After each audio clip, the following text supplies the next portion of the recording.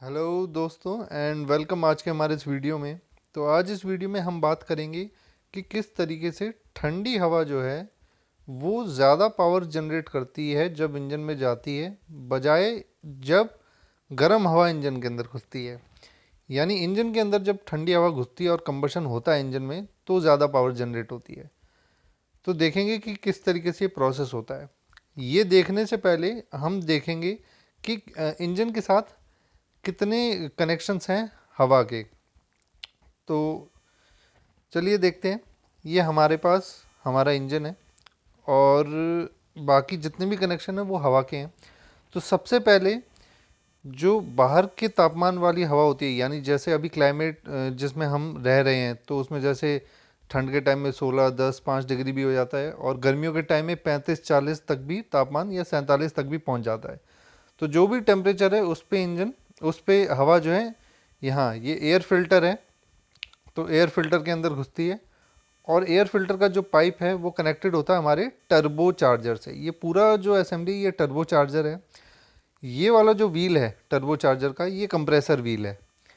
अब होगा क्या कि ये हवा जो घुसी है, मान लेते हैं हम 40 डिग्री सेल्सियस पे ये हवा अंदर घुसी।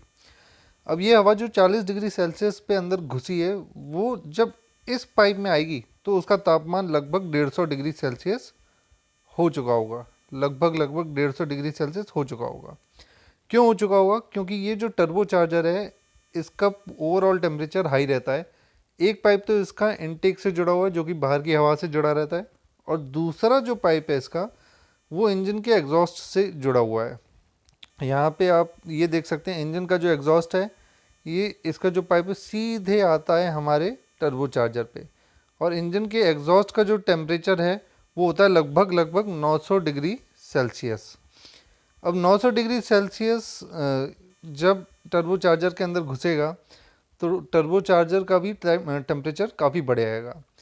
इस वजह से यहाँ पे आने वाली जो हवा है उसका तापमान लगभग 150 डिग्री सेल्सियस हो जाता है। अब अगर 150 डिग्री सेल्सियस पे ये हवा अंदर चली जाए तो सबसे पहले तो हम देखेंगे कि यहाँ पे जो हवा एंटर कर रही है और यहाँ से जो निकल रही है उसमें अंतर क्या है।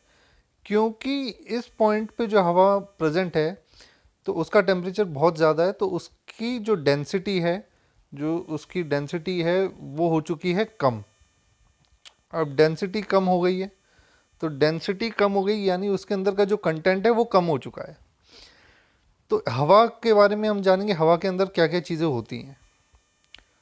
तो हवा के अंदर जो है मैक्सिमम नाइट्रोजन होता है, और फिर होता है हमारे पास ऑक्सीजन 20%, और बाकी 1% अदर गैसेज होती हैं।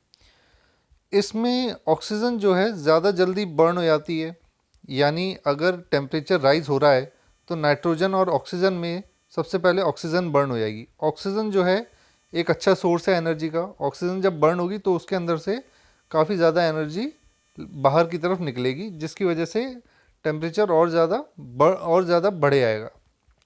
तो होता यही है कि जब हवा अंदर जाती है पाइप में, मान लेते हैं ये हमारे पास पाइप है और हवा अंदर गई तो ऑक्सीजन भी है और नाइट्रोजन भी है। तो जैसे जैसे टेम्परेचर बढ़ा, क्योंकि ये हवा जब टर्बो चार्जर के अंदर घुसी है तो टेम्परेचर बढ़ा, तो उस समय ऑक्सीजन के ज़्यादा मॉलिक्यूल जो हैं वो बर्न हो जाएंगे और नाइट्रोजन के कम होंगे। तो ऑक्सीजन के जब ज़्यादा मॉलिक्यूल बर्न होंगे तो वो एनर्जी रिलीज़ करेंगे और तापमान बहुत ज़्यादा बढ़ जाएगा, जिसकी वजह से अब ऑक्सीजन के जब मॉलिक्यूल्स बर्न हो गए तो हवा के अंदर का जो कंटेंट है वो कम हो गया। और सबसे ज़्यादा जो असर पड़ा है हवा के अंदर कंटेंट्स में वो पड़ा है ऑक्सीजन पे, क्योंकि वो बर्न हो जाते हैं तो ऑक्सीजन कम हो जाती है हवा के अंदर।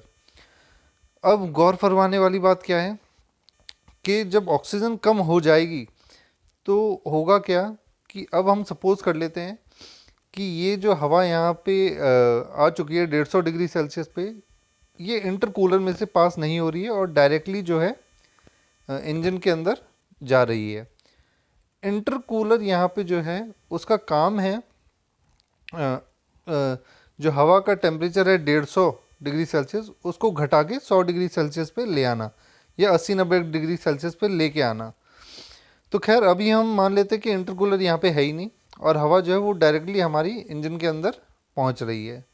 तो अब हमें पता है कि जब हवा गर्म हो जाती है तो उसके अंदर ऑक्सीजन हो जाती है कम। ऑक्सीजन अगर कम हो जाएगी तो इंजन के अंदर होने वाला जो कंबशन है वो कम होगा, क्योंकि जो फ्यूल है वो एयर के साथ मिक्स होता है और फिर बर्न होता है। बर्निंग के लिए हमें ऑक्सीजन सबसे ज़्यादा इम्पॉर्टेंट है।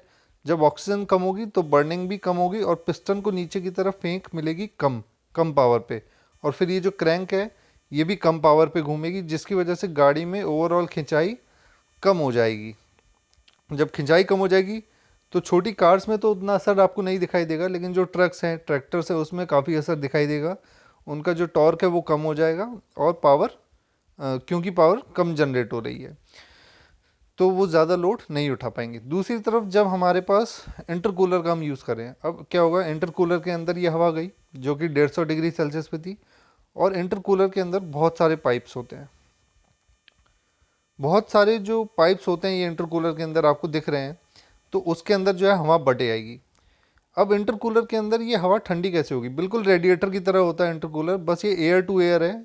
एयर टू वाटर भी होता है लेकिन ज़्यादातर एयर टू एयर ही यूज़ होता है। तो जो सामने से हवा आ रही है, क्योंकि ये जो इंटरकूलर है बिल्कुल फ्रंट फेस पे लगा रहता है ट्रक्स के या किसी भी कार के, तो सामने से जो हवा आ रही है उन पाइपों को टच करेगी, इन पाइपों को, और इसमें जो हीट पैदा हो रही है तो उस पर, क्योंकि हवा जब टच होगी तो सारी हीट लेके रेडिएट हो जाएगी, निकल जाएगी, तो वो जो पाइप्स हैं वो ठंडे हो जाएंगे। तो पाइप्स जब वो ठंडे हो जाएंगे तो उसके अंदर की जो हवा है वो भी ठंडी हो जाएगी, और जो अंदर 150 डिग्री सेल्सियस पे हवा घुसी है, 150 डिग्री सेल्सियस पे जो हवा घुसी है अंदर, वो जब ठंडी हो जाएगी तो उसका तापमान हो जाएगा कम। जब उसका तापमान कम हो जाएगा तो उसकी डेंसिटी जो है वो बढ़े आएगी, यानी उसके अंदर का वज़न बढ़ आएगा। अब उसके वज़न बढ़ने से क्या होगा, उसकी जो ट्रैवलिंग की स्पीड थी वो कम हो जाएगी। जब ट्रैवलिंग की स्पीड कम हो जाएगी तो वो धीरे धीरे धीरे धीरे आगे बढ़ेगी इसमें, धीरे धीरे। तब तक क्या होगा, पीछे से हवा आ रही है वो भी ठंडी होती रहेगी। तो कहने का मतलब है, इंजन को अब जितनी भी हवा सप्लाई हो रही है वो ठंडी है, उसका टेम्परेचर कम है। टेम्परेचर जब कम हो जाएगा उसका, तो उसका टेम्परेचर कम है, यानी हमने ठंडी हवा दी इंजन को। अब ठंडी हवा से मेरा मतलब है उसके अंदर ऑक्सीजन की मात्रा ज़्यादा है। ऑक्सीजन की मात्रा अगर ज़्यादा है तो जाहिर सी बात है इंजन में होने वाला कंबशन ज़्यादा अच्छा होगा, क्योंकि फ्यूल ऑक्सीजन के साथ मिलके ही बर्न होगा। ज़्यादा ऑक्सीजन होगा तो ज़्यादा बर्न होगा, और ज़्यादा बर्न होगा तो पिस्टन को ज़्यादा अच्छा फेंक मिलेगा नीचे की तरफ। उसमें जो टॉर्क है वो ज़्यादा होगा, जो उसकी पावर है वो ज़्यादा होगी, और जो लोड उठाने की कैपेसिटी है वो भी ज़्यादा होगी। तो इस तरीके से जो ठंडी हवा है वो हमारे इंजन को ज़्यादा पावर जनरेट करके देती है। आई होप आपको ये वीडियो पसंद आएगी, आपको इससे काफ़ी कुछ हेल्प मिली होगी। और अगर आप कोई क्वेश्चन पूछना चाहते हैं तो आप हमें कमेंट्स के ज़रिए पूछें।